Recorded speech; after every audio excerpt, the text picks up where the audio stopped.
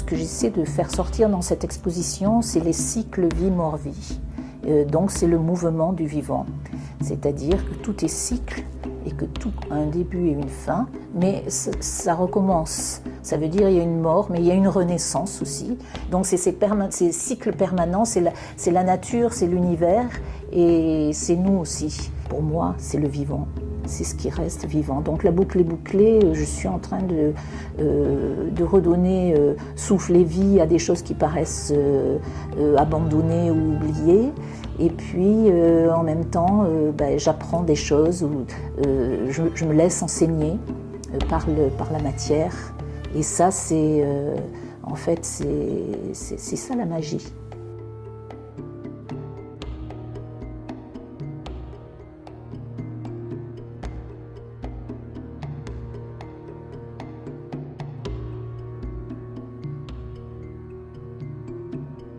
Il y a de la matière partout, de différentes textures, de différentes couleurs. Il y a de la peinture, il y a du tissu, il y a des cabinets, des objets.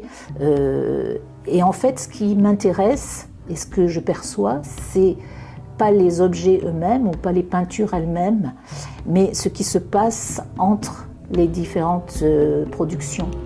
Donc, c'est à la lisière, dans l'intime, il est pas dans une pièce, il est entre 2 ou 3 ou 4 ou 5 pièces. Voilà où se passe l'histoire, voilà où est le vivant.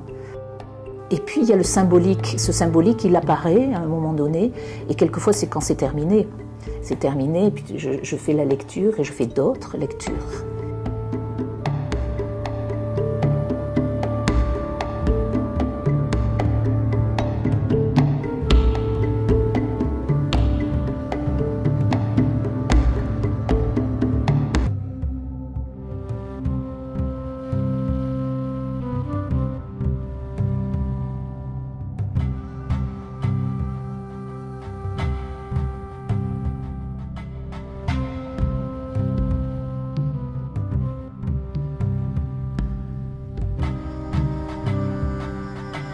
Mais en faisant ces petits paquets et en les attachant, les choses sont venues. La première chose qui est venue, c'est le baluchon, faire son sac et garder l'essentiel.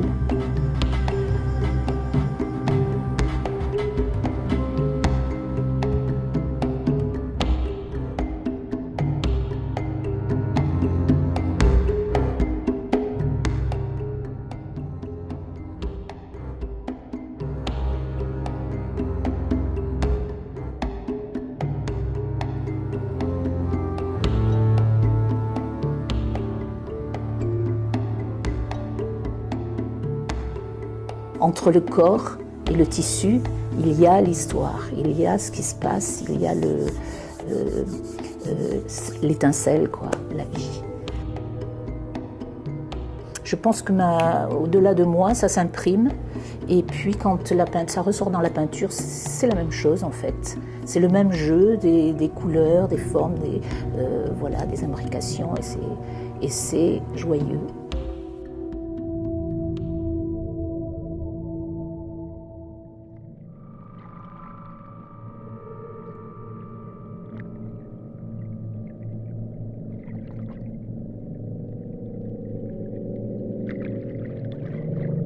J'étais dans mon antre de tisseuse de temps.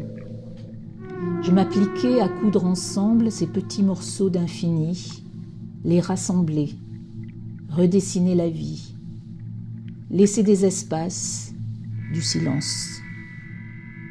Perdre le fil, en découdre, se raccorder plus loin, croyant tout retrouver.